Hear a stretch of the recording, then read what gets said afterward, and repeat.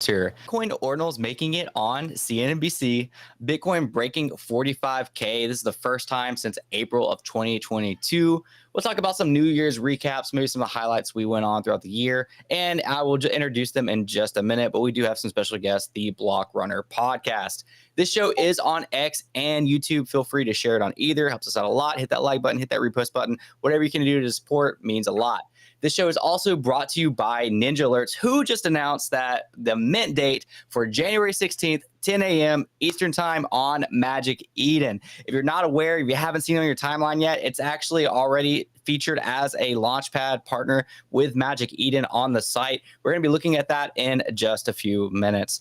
For further updates, follow Ninja Alerts and Trevor at TO on Twitter with notifications turned on. After all that being said, one, thank you, Billy, for being here. There's a lot I want to ask you, particularly in this episode. And then, of course, a warm welcome to our special guest, the Block Runner podcast, who ran 53 podcasts last year on all things metaverse and ordinals, grew their channel to over 16,000 followers on YouTube. Welcome, guys. How's it going today? I appreciate the invitation, dude. I was waving to everybody. I've never seen Will throw the spirit fingers out before. Double-handed wave. Totally threw the spirit fingers out. That was interesting. I was trying to make you laugh, man. It worked. But yeah, thanks for having us, guys. We're always excited to talk about ordinals, and I hear you guys are interested to learn more about what the hell is bitmap? Yeah. What WTF, mate? Like, why are these orange squares so valuable? That's right. And what can be done with them? So yeah, we're more than happy to discuss that with you guys. Yeah, you know what? We can actually, hey, Elizabeth, how's it going today? We can actually just rip the Band-Aid off on bitmap, because that's a conversation I feel like everybody up here can chime in on it to some capacity. And yeah, for introduction, Elizabeth, Block Runner podcast, Elizabeth Olsen, the one and only. Elizabeth, I'll put you on the spot. Do you have any bitmap, or do you have an opinion on it? Oh no, don't put me on the spot here. But yeah, I know the Block Runner guys. We've been in touch before. Ken was on your show, and I was also so happy that you guys featured us when, I think it was after we did our raise, is when you were first talking about Xverse, and then you had us on the show. So yeah, hats off. And I hope you also saw we featured you in our latest Ordinals year review video. So yeah. Mentioning bitmaps, which was super exciting to see all the volume happening. I do not personally have bitmaps, if we're getting personal here, but it's not a it's definitely something I would love to have, though. I think it's just a matter of time before I can reallocate some things. I have some stuff, locked up, but but would love to definitely get into it. And also, of course, it's something we're, imminently looking into putting on a roadmap to support. Oh, that's awesome. Digitally, yes, in the wallet. So obviously, you can store them safely in Xverse, but it'd be great to have, considering all the volume and all the demand, it'd be great to have some more visual enhancement there too. Yeah, Elizabeth, I have a question. So what would you say is like the most confusing thing about bitmaps that we can help clear up, if anything at all? I mean, I'm definitely not the bitmap expert here, but it's a simple text inscription onto Bitcoin, right? And all it does, it basically aligns a community to have a consensus, like a consensus layer of a method to build a metaverse on top of Bitcoin. And so the most interesting thing about bitmap is that it inflates based on the addition of new blocks on the Bitcoin's blockchain. Remember, he said like I'm 5, dude. Oh. I don't know a 5-year-old that's gonna understand inflation and all these things. But I guess if you're a 5-year-old and you understand data, which I don't know if there's many 5-year-olds who understand data, I think that was like the big eureka moment for us whenever we stumbled onto it. Is because we've been around developing in the metaverse space for years, right? So we've seen it all, but we haven't ever seen like a metaverse architecture / framework. Now I'm getting like beyond the 5-year-old realm, but that is like reliant and dependent on on-chain information to kind of as like the root, like the generative juice behind what it is that is manifested in this virtual world. So if you're a 5-year-old, you probably play Roblox. Okay. You Yeah. probably are playing Fortnite or something like that.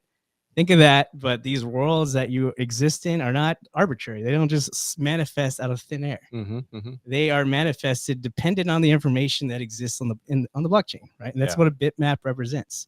It is a topographical representation of a metaverse that can be constructed, but and then before these times, anybody who incepted this idea just kind of, again, pulled it out of thin air, right? Yeah. I created this virtual world. It's got 100,000 parcels. That's it. That's what I decided it is. Instead, every single block, there's a new potential for a different virtual environment. Yeah. And A bitmap can be kind of like a Roblox server, right? pretty much, yeah. Where anyone on the planet can build on top of that Roblox server, and there's going to be different services that people or projects supply for your bitmap. Yeah. And now you could experience pretty much anything anyone comes up with just by connecting your bitmap to that service. Yeah. So that's how it all started, I guess, about 6 months ago. And man, it's evolved quickly since from there. So it started off as like a metaverse, again, like a land distribution mechanism native to a Bitcoin data, but it's evolved way beyond that now. There's so many new like interpretations of how do we create new value out of this and stuff like that. So yeah, to us, it's just really exciting because it is new. It's something we haven't seen not only in the metaverse space, but just broadly in all of Web3 put together. We haven't seen like something this organic, unique. Yeah, and it's completely organic. This isn't like a Meta or isn't coming in here telling us this is what's cool. Yeah, you know, the community kind of formed itself. Yo, these guys have like 100,000 fucking bitmaps. I can tell. I can tell. You would be give us your take, bro. I'm interested. Yeah, I feel like you guys are excited about bitmaps as I am about rare sats. So I think we all have our I think you were saying, you know, it's not arbitrary, it's not pulled out of thin air, but literally everything in existence kind of is, you know, the US dollar, Bitcoin Ordinals, it's all kind of like, you know, social consensus, that sort of thing. One thing I see with Bitmap that like when it first came out, it was just a text inscription, right? And I feel like it really started taking off when the collection was able to use that off-chain indexer to get a visual. For me, it was cool to see like the blocks, and I feel like that adds a lot of value. One thing that has always confused me is like, so the supply is 800,000, you know, as many blocks as there are right now, 824,000, but the unique ownership is only 3%. Do you guys see that distributing? Like, do you think more people are going to want to buy these? Or is it the same people that are just stocking up, kind of speculating and betting that like this can be used for something in the future? Yeah. Do you think the 3% like unique ownership is like an indictment on Bitmap? Like is some sort of hindrance? Yeah, hindrance. I mean, there's 800,000 blocks, right? And there's 30,000 or so holders. Is that some like a negative like aspect to it, do you think? Well, as far as like holder count, it is the largest land ownership like metaverse ecosystem in Web3 so far. It's far surpassed Sandbox, Decentraland. What else is out there? And others. Yeah, the other side. Yeah, as far as like a distributed community of actual land hosts for this metaverse layer, has already surpassed everything we've seen in Web3. So Bro, where's that thumbs up coming from? I don't know, dude. That's cheating. How are you doing that? On our end? Yeah, I don't know.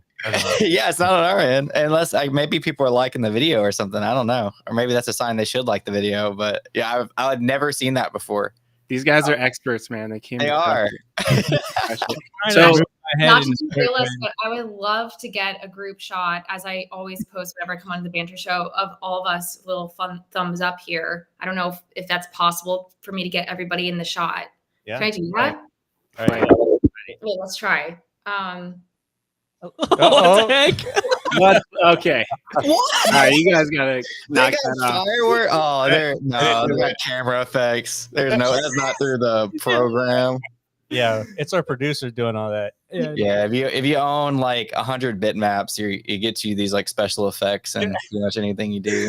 Yo, thumbs up obviously triggers something. So That's we're cool. learning our own software in real time apparently. That's wild. Recording production software. That's interesting. Yeah, that's cool. Billy, do you have any bitmaps? I mean, I'd be surprised if you didn't. Look, I got Bitcoin, I got BitBlocks, I got bitmaps. Pretty much if you put bit in the name, I'm a buyer. Nice.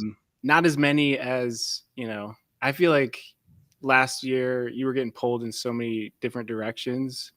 For me, I got pretty heavy into rare sats, which is also interesting. Same supply.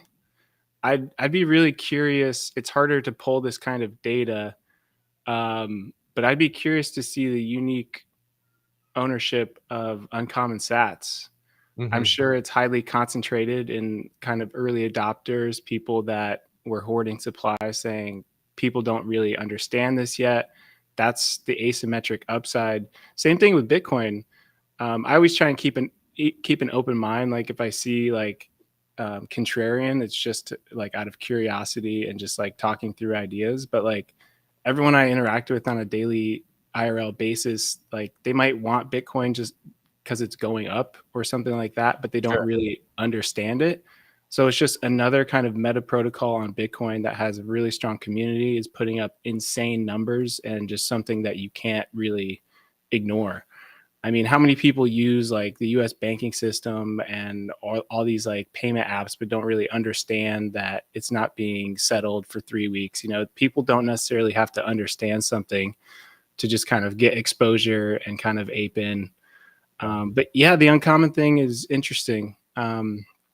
Same supply. If we're talking about market caps, I think the uncommon floor is like 50,000 sats. I think it's around $230 each. Is that similar to Bitmap then? It is. Sounds about almost identical. Yeah, it's interesting. Yeah, like I like rare sats because it has nothing to do with inscriptions. It's all ordinal theory. When you give serial numbers to Satoshis, they have that mathematical rarity. And I think there's people already kind of getting ready to try and pull the, that first uncommon, the first sat after the halvening. Yeah.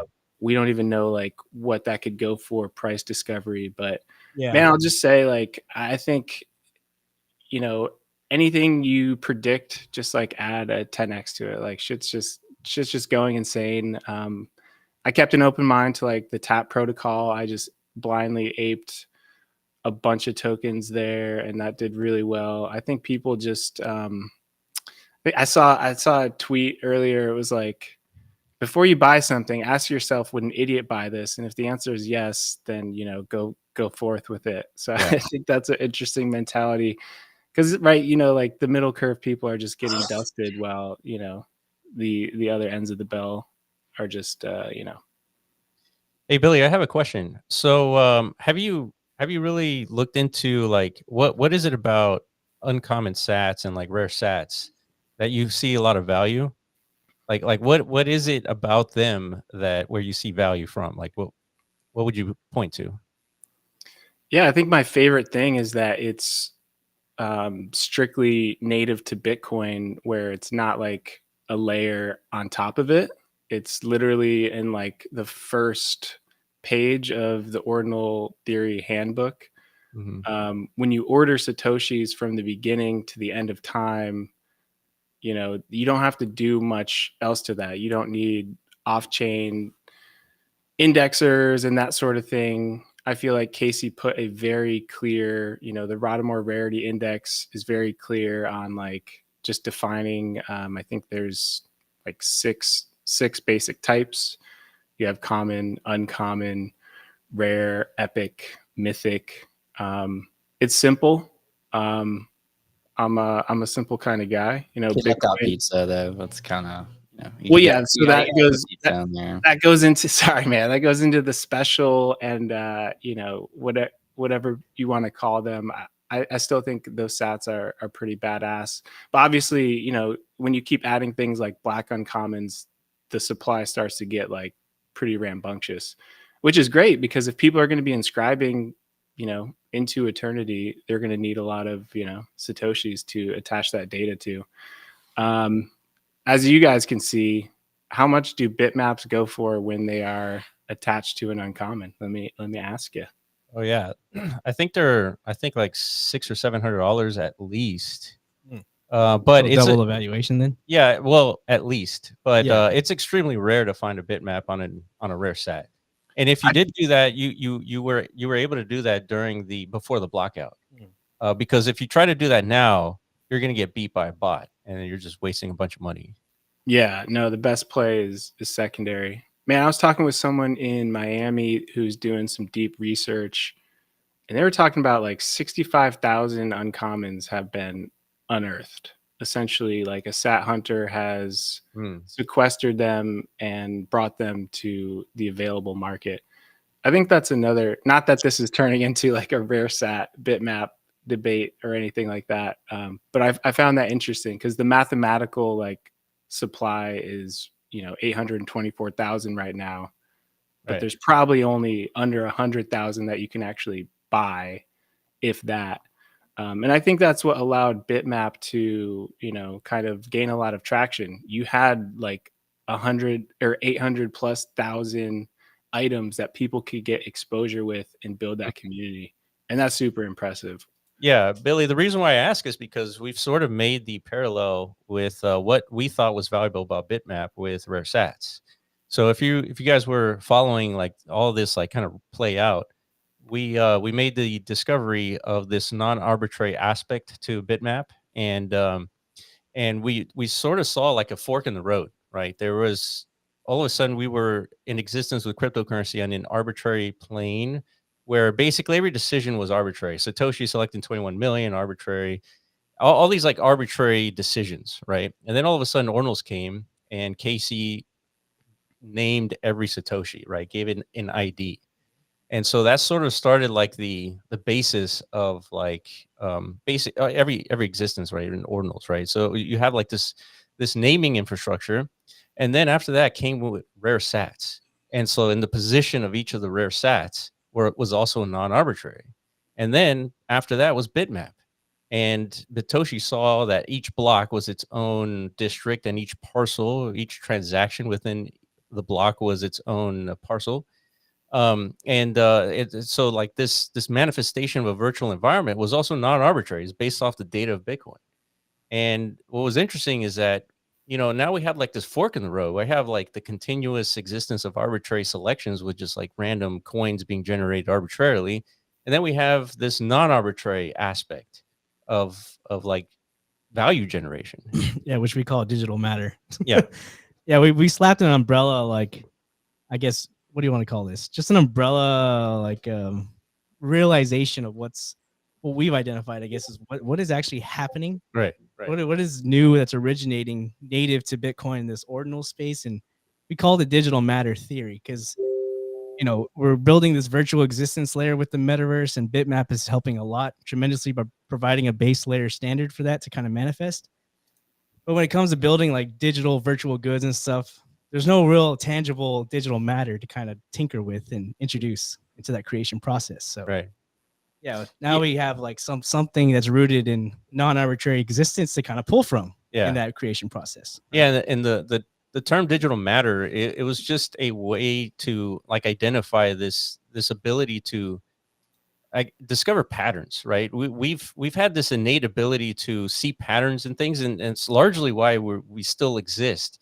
Because if we didn't recognize patterns, like sharp teeth equals death, right? We wouldn't be here, right? And so this pattern recognition is just being applied to this digital layer, right, called Bitcoin.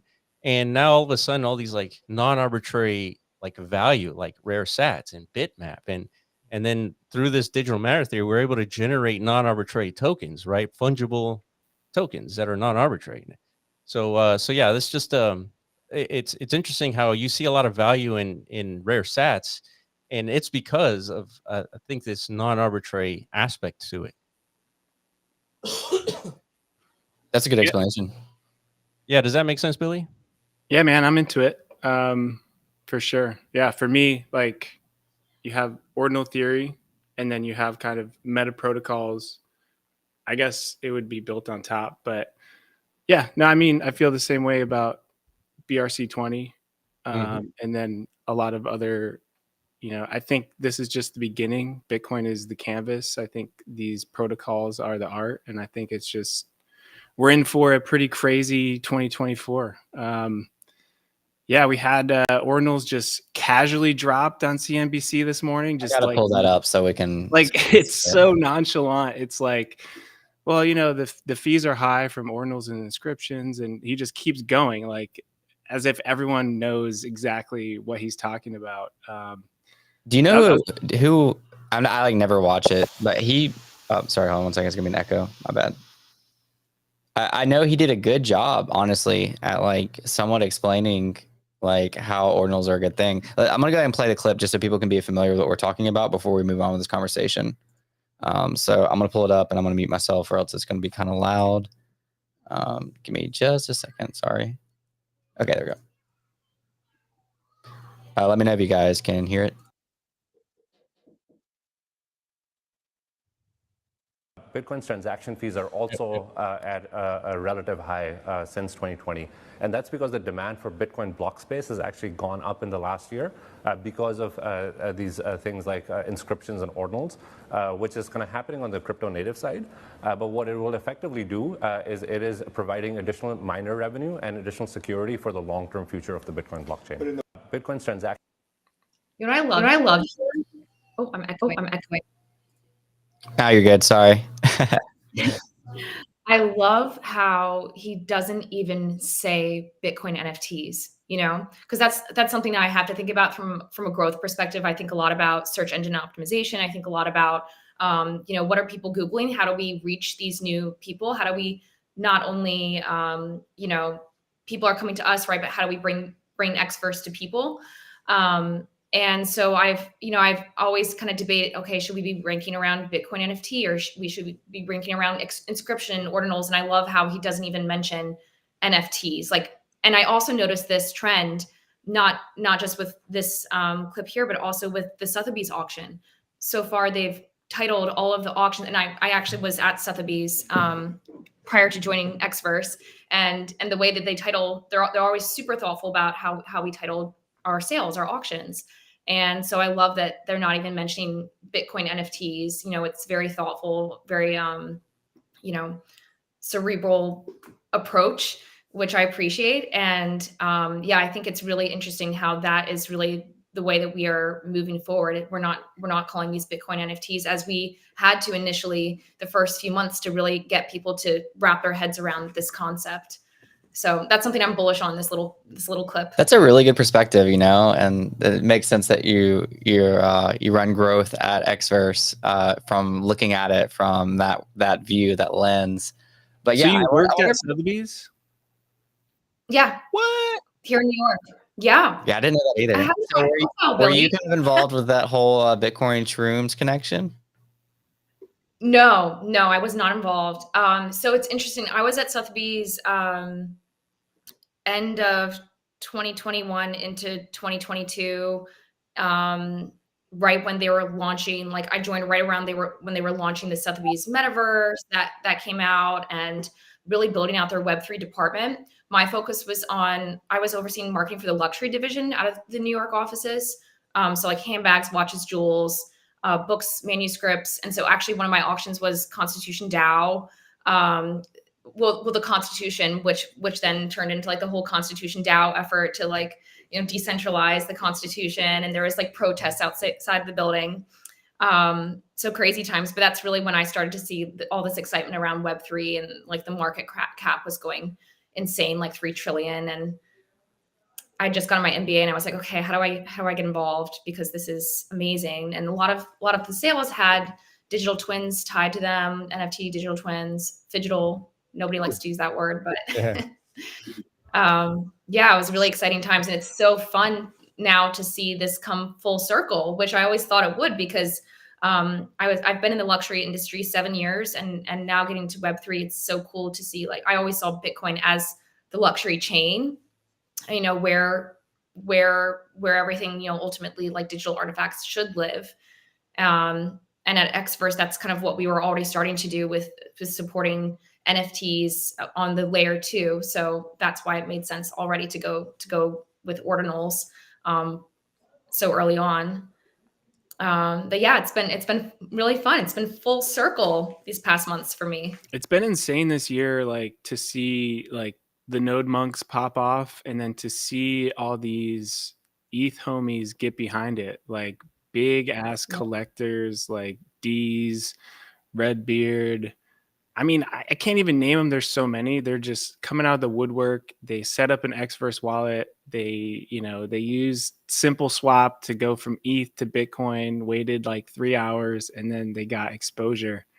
If that's the big onboarding event, I'm cool with it. Maybe that will spill over to bitmaps. Maybe that will spill over to rare sats and some art that was inscribed. The people that have been building, but it's just crazy. I went on Leap Space last night, and they were talking about ordinals, in February, March, just not sure if it was going to take off. No one was doing anything. They were just talking about it because that was the flavor of the week. But it's nice to see capitulation on the timeline. People finally understanding. It takes a while, man. Like, not everything you understand immediately. It might take years to understand something like Bitcoin, but then you have like the fiercest conviction, but you needed that time to like kind of allow yourself to get there. You know what's interesting? The meta for several months in Bitcoin was fair mints and free mints. Yeah, I wanted to also you had on that. The same idea, right? I was under the impression, or obviously maybe potentially false impression, like that was going to be one of the main prevalent like takeaway ethos from this ordinal space, is like everything has to be like basically free and fairly distributed. A collective standpoint, and then how we figure out sustainability in the long run is like an initiative we all need to kind of address down the road, right? But this is the first instance of like a mega sale where this was not a free thing, or they devised this mechanism for their own mechanism for this distribution of an asset, right? So is that fair free ethos like kind of like, is this like a definitive out the window thing? Like, you know what, this is just going to kind of manifest how we've seen it. I feel the way that I interpret this is that there's different markets. For example, there's going to be an ecosystem of participants who only do fair mints because that is what their liquidity enables. Right. But then there's going to be people who, with bigger pockets, they're going to be like, I want to play in, the bigger fish, and I'm going to buy the stuff that people are selling because it has at least some basis for a market cap. Interesting. Yeah, I mean, we have to remember like projects on Ethereum, like Bored Apes and CryptoPunks, they hit like $400,000 per item for like a 10K collection. I think a lot of people are happy to buy something at $10,000 if they feel like they're getting in early. Hell, I think a lot of people are going to think $1 million on Bitcoin is a good entry level because now it's established itself and it's 10 trillion market cap. That's just kind of human psychology, and it just kind of rewards the people who kind of have been there and jumped on trends early. Like I know ETH collectors that came over, and they one in particular that has 30,000. Oh wait. They have a ridiculous, they have thousands of bitmaps, and they're just sitting on it. No plans to sell. They're literally, they saw something that someone else didn't, and they packed their bags, Yeah.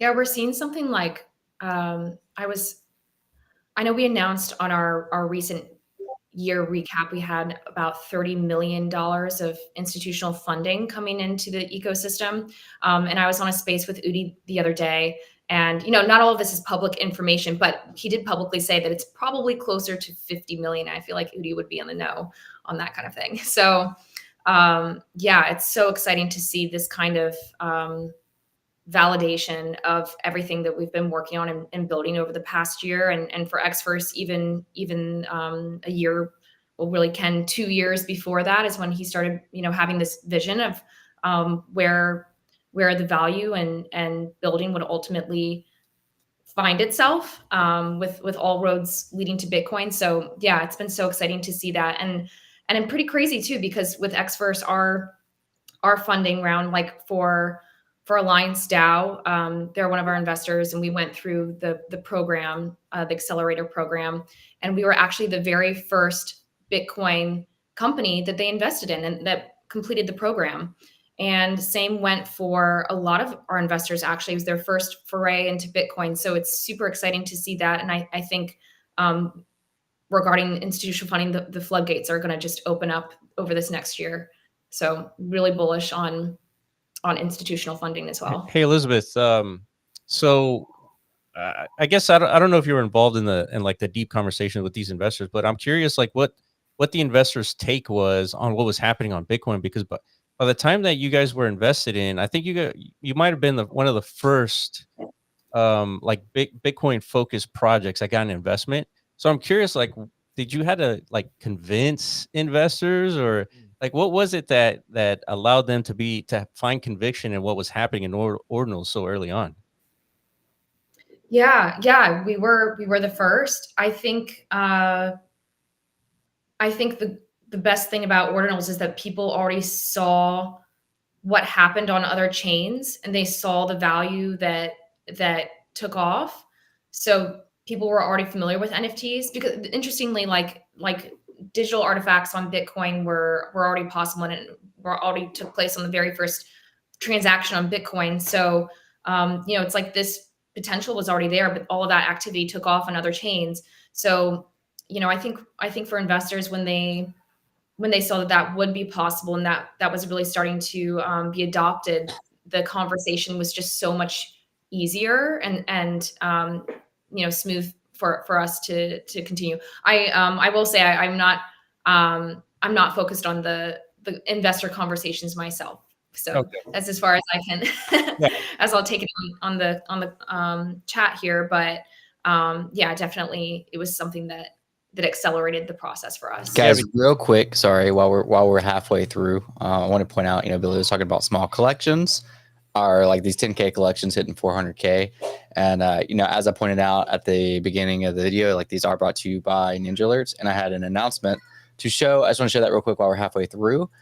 We are partnering with Magic Eden Launchpad. And you see that little ninja bouncing up and down right there. That's going to be the Pizza Ninjas, the 1.5K supply. Really excited about it. But yeah, it's already featured on Magic Eden, and the mint date is officially announced. So be sure to check that out. But yeah, while we're halfway through the video, I wanted to be sure to include that, and we can go back to the.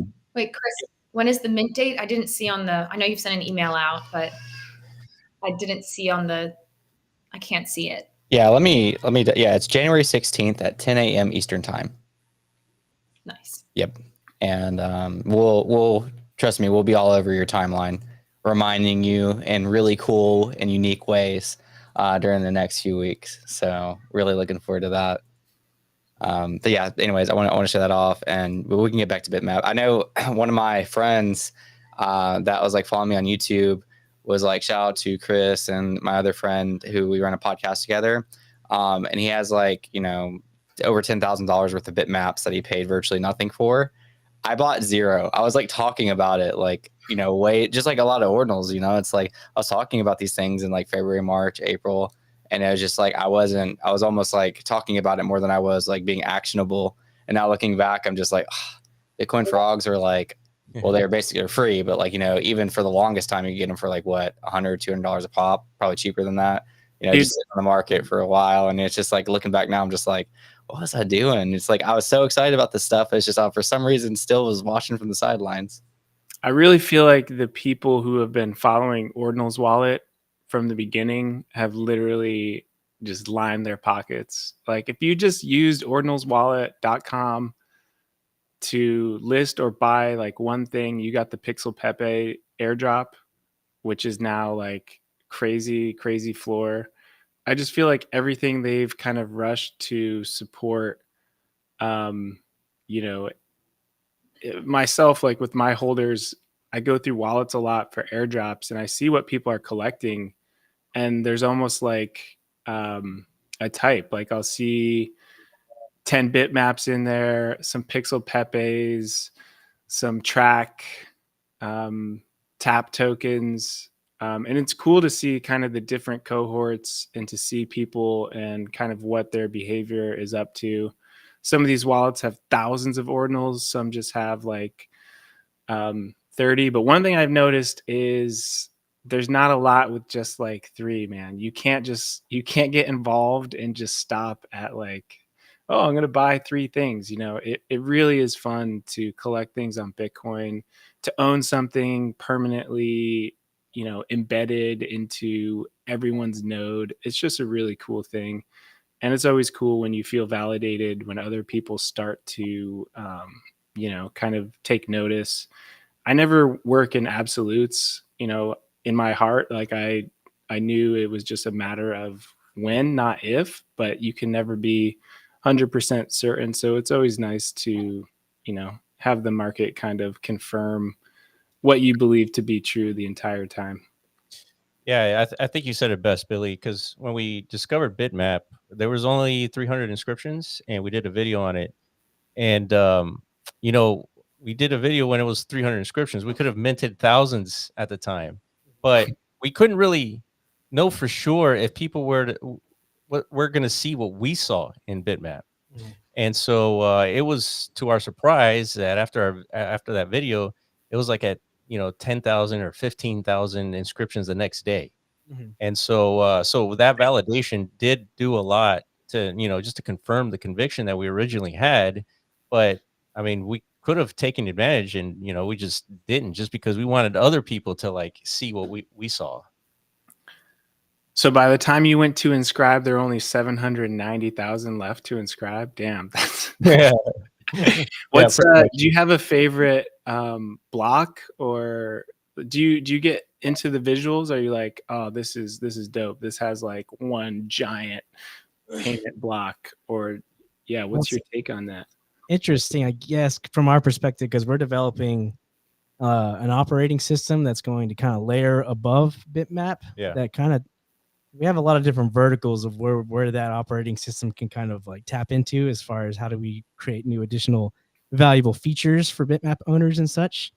So yeah, obviously, I guess from that perspective, whether or not you want to have a non-arbitrary rooted component to your digital content, which in our perspective is the app layer of the metaverse, the content layer, right? That is where the real value lies, you know.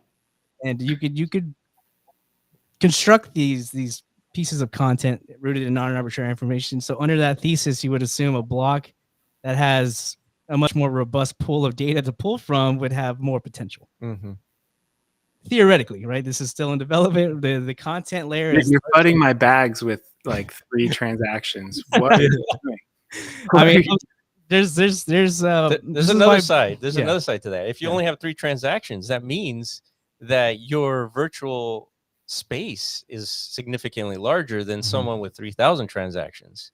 Right. Yeah, and we're not the only ones building some sort of a deployable layer on top of Bitmap. There's already multiple parties involved in this space, and so everybody has their own interpretation of like, how do we leverage Bitmap and how do we interpret it? So we have our own flavor of it. Our operating system will reflect that.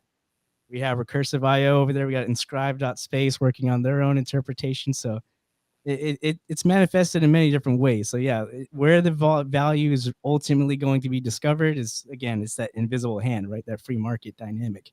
We don't know. All it is about is creating as many tools as possible for developers to kind of experiment and, again, find these vectors of discovery for the market. Yeah, and I think that's the biggest value proposition that Bitmap has, is that it commoditizes the creation of the metaverse. It's no longer in the hands of Roblox and Meta and, you know, all these like bigger Web3 projects. It's up to the community to decide, to figure out like what is going to be the stickiest experience and who's going to develop it. And so I that's where I see like the most potential, right? That $1 trillion prediction, as all these institutions are predicting, right? It's going to come from grassroots, right? It's not going to come from the metas of the world. I have a question for you guys. What kind of use cases are you seeing in the long future? You know, perhaps applying from other chains, you know, like something similar to Sandbox. Like, what other kind of use cases would you see developing on Bitmaps more long term? Well, I think the lowest hanging fruit is more like social experiences. I think like I guess what is it, the 4 of us on the call, the 5 of us, we could be having the same conversation, but like running around this virtual space, right? And probably interacting with DeFi products as we're communicating with each other. Yeah, the audience themselves could be kind of engaged in much more, I guess, I don't know, objectively, of higher, like they could be doing other stuff while also multitasking. In other words, whether it's engaging in some sort of GameFi deployment that is in this virtual space alongside what it is we're doing right now, or there's some others. Who knows how like the experience will manifest? But the point is, the verticals of how you can deliver value to our audience that is listening to us now expands infinitely in a 3D virtual space. And your question is sort of tough because in the long term, there's you want to talk about the extremely long term. We have like macroeconomic forces. There's it could be my thumb. Finger, dude. But yeah, there's macroeconomic forces like guiding the invisible hand towards the metaverse in the sense that the AI is going to be taking over a lot of jobs, right? Automation, like all these things where it frees humanity from like their current like jobs into kind of more a field with more time. And so where are they going to spend most time is in the digital space. And so right now, like the 2D interface is not conducive to like spending a lot of time there, but the 3D space, the virtual interactions that are potentially going to be happening on a regular basis, that's why these institutions are picking or predicting a multi-trillion-dollar ecosystem. Yeah. Man, and for a wallet like Xverse, like what would be a dream feature, for you guys to see in support of bitmaps? Like what would make you think the holders super happy? That's interesting. So because bitmaps, each one is kind of unique and has like its unique kind of attributes. I guess there needs to be a way in a wallet to kind of filter out for what you're looking for. And the reason why that is because like operating systems like the one that we're creating, we need ways by which bitmaps are in your wallet in like a kind of like user-friendly way. And so those tools, we kind of have to depend on the wallet providers, right, to kind of enable that. So, but yeah, that's an interesting question that we'll have to get back to you on that, Elizabeth, just to see like what the developers are lacking in terms of that. And I think the emergence, because we're kind of like working in tandem with other ecosystem, I guess, actors to kind of usher in this era of like a digital commodity space native to bitmap. So I think it's going to require like more collaboration from indexers, I guess, across the spectrum of how do we look into data and kind of like display these assets to the users, right? Elizabeth, it'd be really cool if you guys could do like out of band payments to make sure everyone gets into the next block for your customers. Because I'm seeing a lot of newcomers complain about the speeds of Bitcoin. Yeah, we're definitely getting a lot of confusion around that. I think as the wallet, we're kind of hit with the responsibility of education, just being the first touch point in the ecosystem, which is fun too, because, as a result, I think, working at a wallet, you get exposure to all the different kinds of protocols and apps and exciting things that are being developed. So we're like constantly putting our feelers out, trying to learn what's new, where are the pain points for adoption. But certainly I think education around UTXOs, the mempool, RBF, all these different things that we actually do support RBF. And it's funny because we put out these announcements and then people forget they exist. So yeah, but that's a really good flag.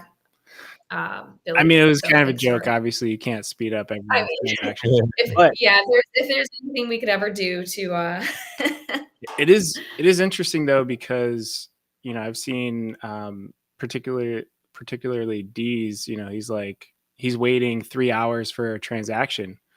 I feel like these people can't get cheap when you're like, if you want to get into the next block, you absolutely can get into the next block. You chose to like save $6 and someone else outbid you to get into the next block. So yeah, I think there's a big gap in education. I'm actually, if I can free up some time, I'd love to create some content just to help onboard and educate, maybe get a few, players in the space to help sponsor it.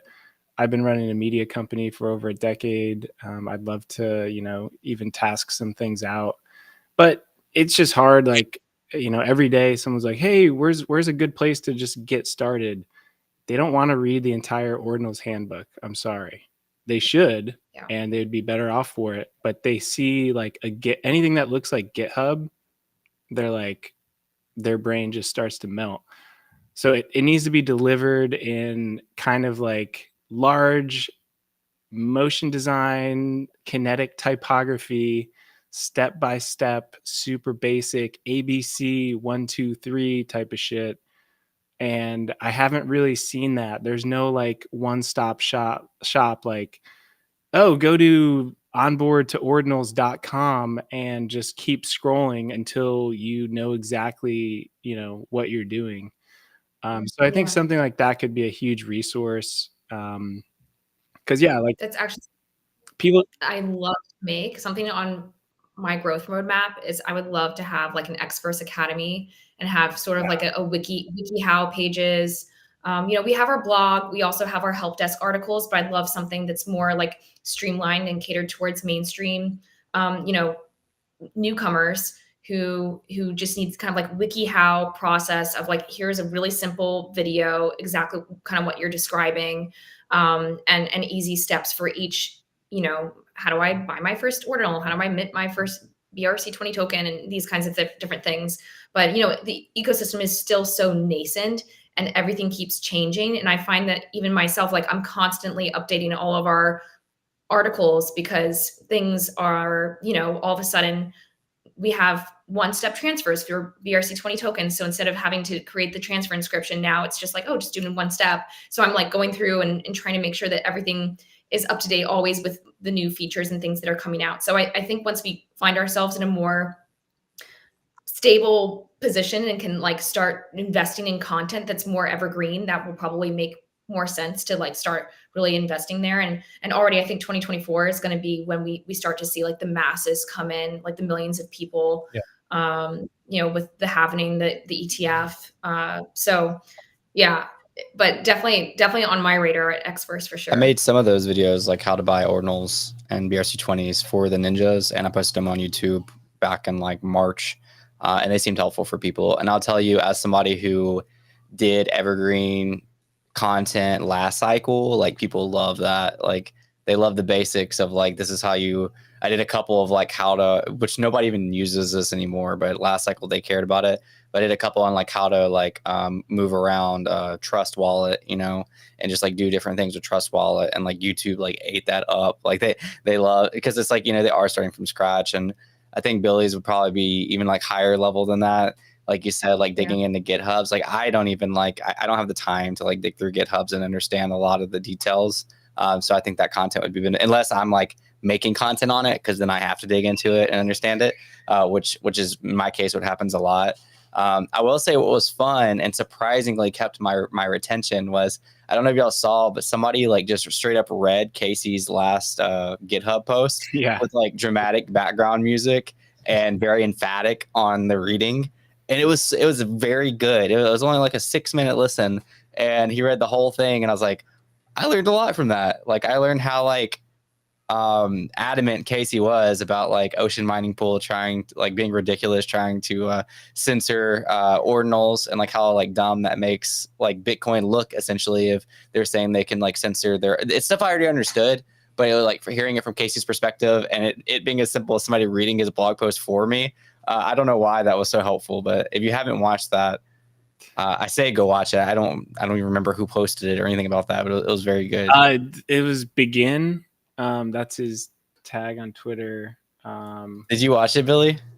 I saw it. I did not, because I had already read it. It's just like one page, but yeah, I mean, it's nothing crazy.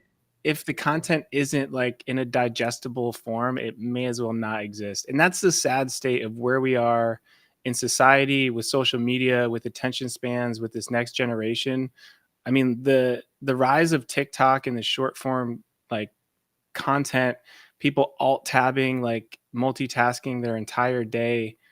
I'm sorry, they're just not going to stop and read a wall of text like Udi's post. Was it last night? I don't read all of the Udis. Like, and I really respect him, and I listen to him in Twitter Spaces. And I Twitter read it Spaces, I can listen to him all day. But I'll see a post. I'm in the middle of my work day with 20 tabs open, and I'll be like, "Oh, Udi posted something that looks interesting," and it's like I scroll. It's like a full article. I'm like, "Yeah, I don't really have time for that right now." And I read it top to bottom. We do need people to digest the content, and then maybe make it more accessible. But yeah, I think that's just kind of a sign of the times. Like, that's why it's like, inscribe first, ask questions later. Like, Yeah, you know what's so interesting too is I was actually my friend in this chat, Vincent, who commented earlier. We made a video together, just featuring some different Ordinals projects. And as I was doing my research, just to make sure I was like getting all the facts right, I realized, wow, there's really no content out giving a just general summary of what are these projects about, like Taproot Wizards and Ordinals MaxiBiz and even Ninja Alerts, like just having like a comprehensive video of like, hey, here's the story, here's what it's about, this is where they're going, and when what's next, and how to get involved. So it's really interesting. I think there's so much opportunity for content to be made, and I'm just excited to see the flood of content creators come back. I think a lot of them have been focusing on other chains, and now we're starting to see people like ThreadGuy and Leap, and these other titans of content and spaces and other chains start to focus on Ordinals. So I think with that, we'll see a lot of the TikTok influencers and kinds of people who are hoping to onboard people start to cover these projects more. And I think with that will come a lot more engagement too. And the Block Runner podcast, who's with us today, doing 53 podcasts in 2023. Hell yeah. I mean, you guys have been with us since the beginning. Like, it's amazing. I was so happy when you were covering us, and yeah. So thank you for being early. All we do is we try to find stuff that's interesting and we talk about it. There was a comment in there that I think is going to really help a lot, is the use of AI. Yeah. And I don't know if you guys have tried ChatGPT's latest like voice assistants, but it's amazing. And as long as we can send them like a link to GitHub or something, it's like, hey, can you explain this to me as like I'm 5?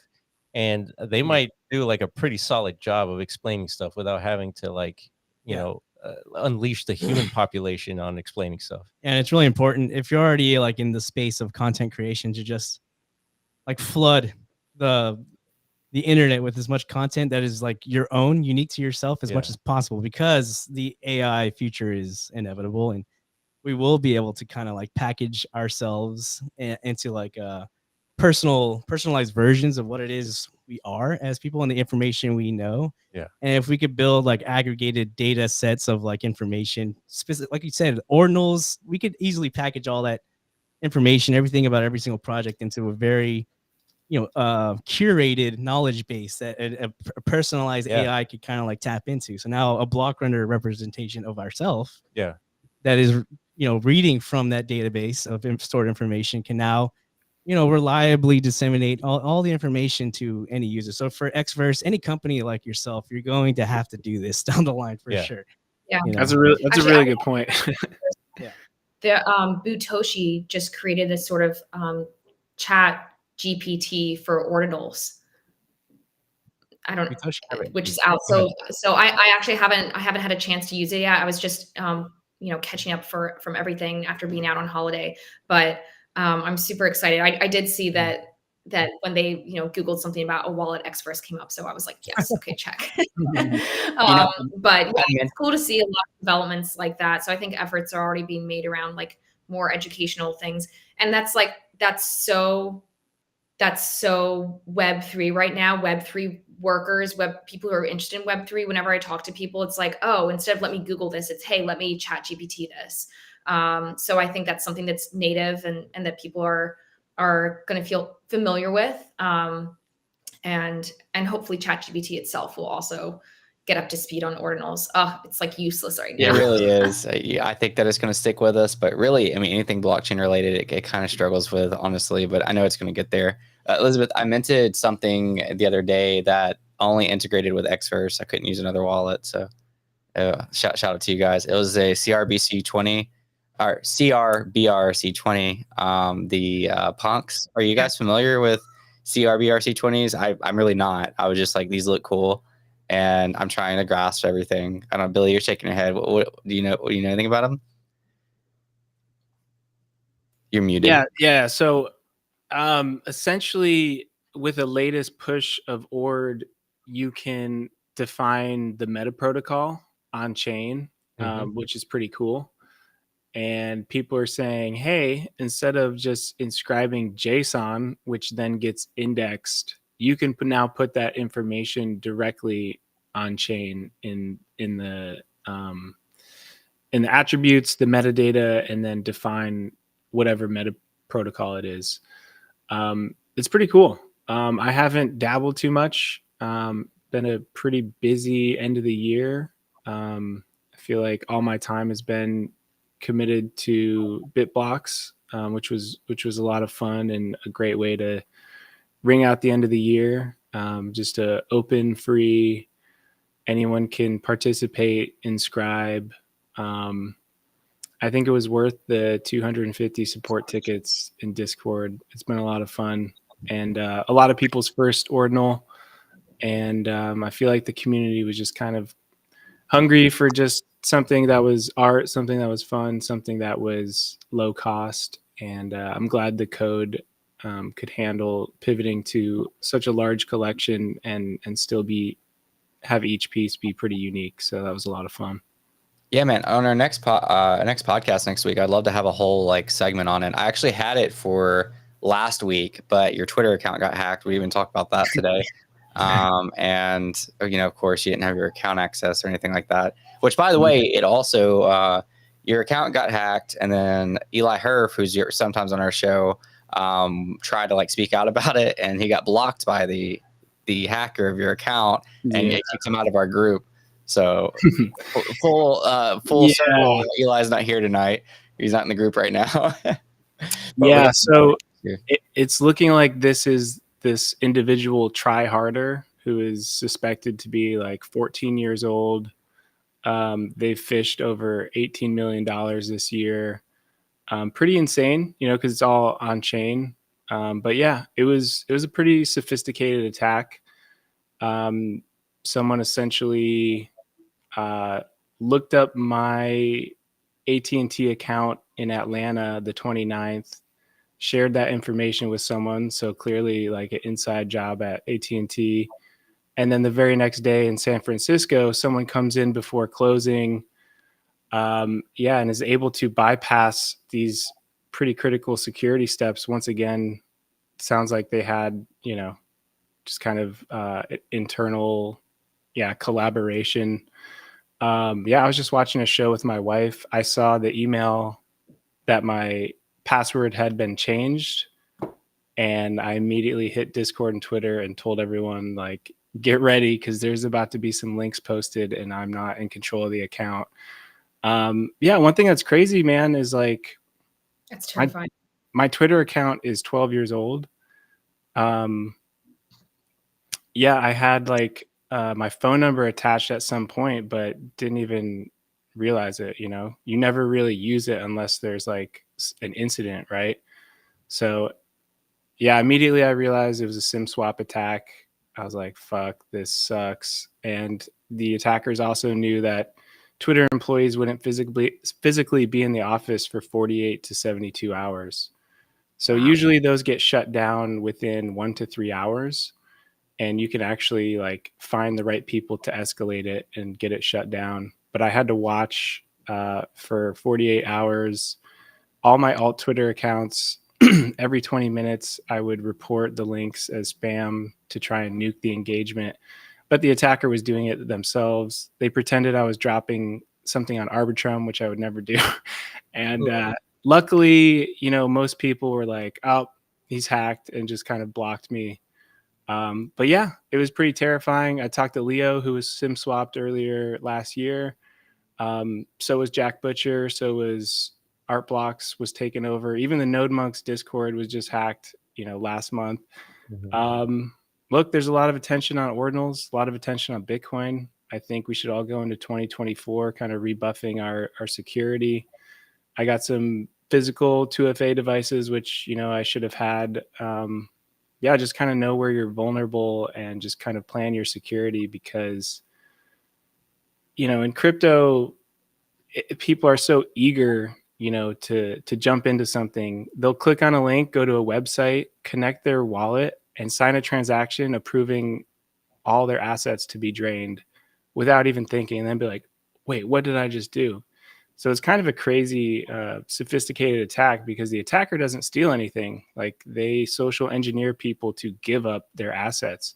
So when you actually file like a cybersecurity crime thing to the FBI, it's like, yeah, it's a scheme, it's a scam, but like at the end of the day, we're the ones signing the transaction and not reading it and giving up, approve all type of stuff. It's interesting because the people that did click, like, no Bitcoin, no Ordinals were drained. It was all smart contract, Ethereum stuff. But yeah, it was pretty crazy. Leo was like, dude, they're actively trying to get into your Telegram, your Apple ID. So yeah, it gave me a pretty big scare.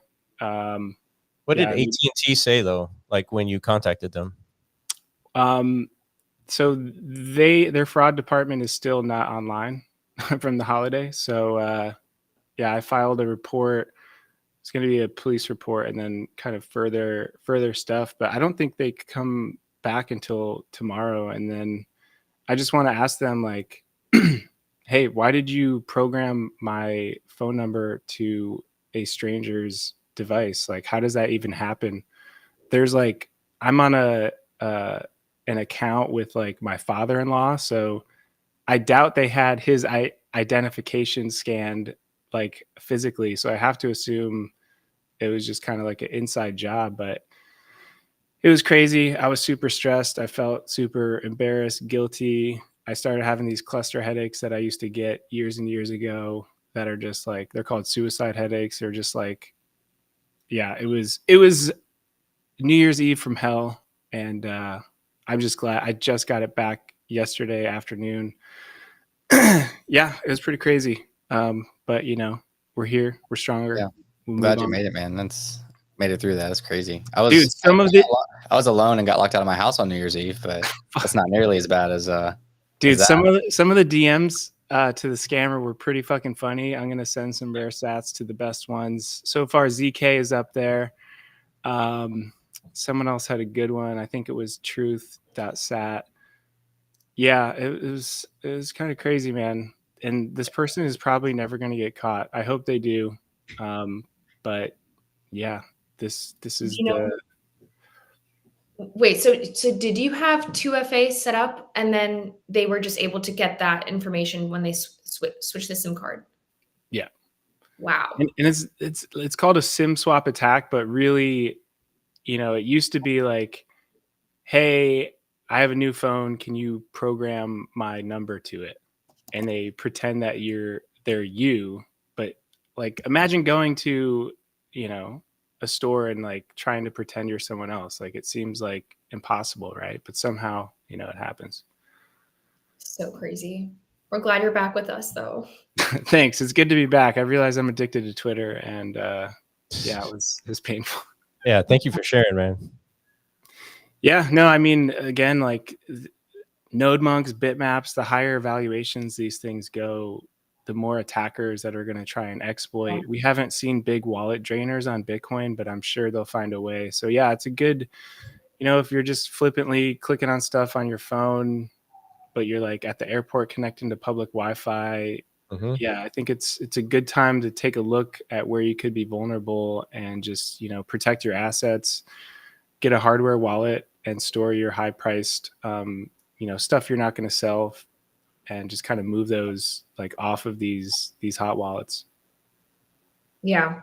No, that's really good advice. How much do you know how much, I know we have to wrap up soon, but do you know how much was taken total, or do you have kind of an idea? I was watching it, like it was a lot of just like crowdsourcing small amounts of like ETH dust, 0.1 here, 0.5 there. I think Sean Bonner, a larger account, he made a post about it. He's like, I can't believe I clicked on this, and he said it was like 3 months of rent, but he said it's his fault, and even people who've been in the game for a long time can let their guard down and just yeah. So yeah, I don't have a count, but I'm sure people can look at the contract. There were so many active scams going on as well. The cybersecurity expert that I linked up with, there were multiple people that had the same attack, and like I saw that it's called like the pink wallet drainer. I saw all these funds coming from just different chains. Like this circuit is running so many scams simultaneously. It's crazy. Yeah, it's a PSA we like to put out frequently on our channel to our audiences. It's all nice and fun and games. Everybody's kind of like euphoric at the moment, having followed this trajectory of this market for the last year. And you kind of get complacent in moments like moments of the market that we're kind of in right now. And then, like you're saying, it's going to attract a lot of good actors like developers and creators and artists and stuff to the space, but it's also going to attract a lot of really bad actors looking to exploit and fuck over a lot of people. We've seen this happen time and time and time again. So I think it is definitely, especially at the beginning of the year, a good idea to kind of put out that like communal PSAs, like, you know, be very vigilant, be very, you know, don't trust everything you see, especially on Twitter. You know, this is a very fragile, exploitive space, right? I mean, you got to be careful. Yeah, no, the group chats were joking that like I had to make the 2FA sacrifice, you know, so that we all could harden our security. Yeah. Oh gosh, that's terrible. Well, on that note, it's gonna be hard to end with positive energy. But I'm glad you're okay. I'm glad, like, you know, you got it back. Hopefully, minimal damage is done. Thank you, Block Runner Podcast, for joining today. You're always welcome back anytime. Elizabeth, Billy, as always. Just a reminder, Mint Day, Tuesday, January 16th at 10 a.m. Eastern Time. And final snapshot for the allow list and the wait list is Friday, January 12th at 9 p.m. Eastern Time for Ninja Alerts, already appearing on Magic Eden Launchpad. You can check it out there. Follow that TO at Ninja Alerts. Lots of alpha today, from rare sats to bitmap, xverse, everything. So thank you guys so much. I appreciate y'all. Thank you everybody who was in the chat tonight, everybody who viewed. We will see you guys. I don't know if we will not be here Thursday. We will be here next Tuesday at 6:30 Eastern Time.